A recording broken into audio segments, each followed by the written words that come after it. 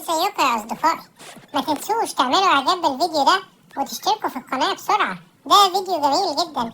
القصة بتبتدي لما ام وبنتها كانوا ماشيين ولقوا شحات في الشارع. هي البنت وقع منها الدونتس بتاعها.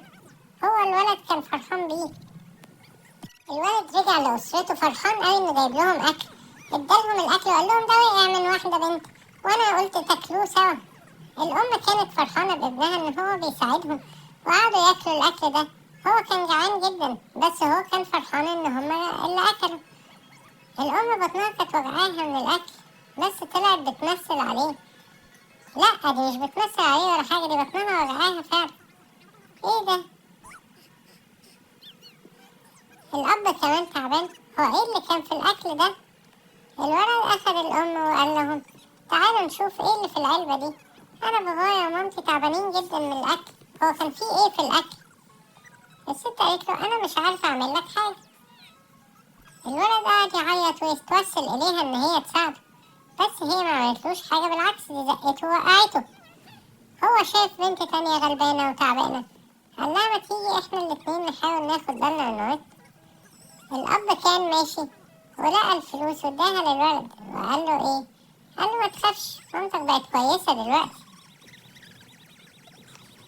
هو لقى الأب بيقبضوا عليه، الظاهر سرق حاجة، الظاهر الفلوس دي أبوه سرقها. ما ينفعش يشتغل بفلوس مسروقة. بس هو كان عايز ياخد باله من ابنه وياخد باله من مراته. هو هيعمل ايه؟ العيلة دي دلوقتي بقت من غير راجل وهما في الآخر تعبانين جدا.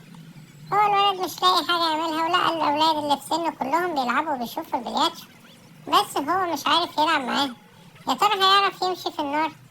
هو قال طيب خلاص أنا هجرب أمشي في النار، وكان عارف يعدي من النار والناس اديته فلوس كتير. هو كان فرحان جدا بالفلوس وقعد رايح جاي مع البلياتشو وبياخد فلوس عشان هو بيعمل شغل كويس، والبلياتشو كمان أخد فلوس كتير. البلياتشو بقى قال له انت المساعد بتاعي من هنا ورايح. وهو الولد كان فرحان لأن هو بيعمل فلوس كتير وقاعد ياخد فلوس كتير أوي. وفي الآخر باباه كان في السجن بس هو مش عارف ان هو ابنه بقى معاه فلوس كتير. ادفع الفلوس اللي على باباه واخد مامته ولقى مامته كمان. ايه ده انتي كمان بقيتي تعبانة؟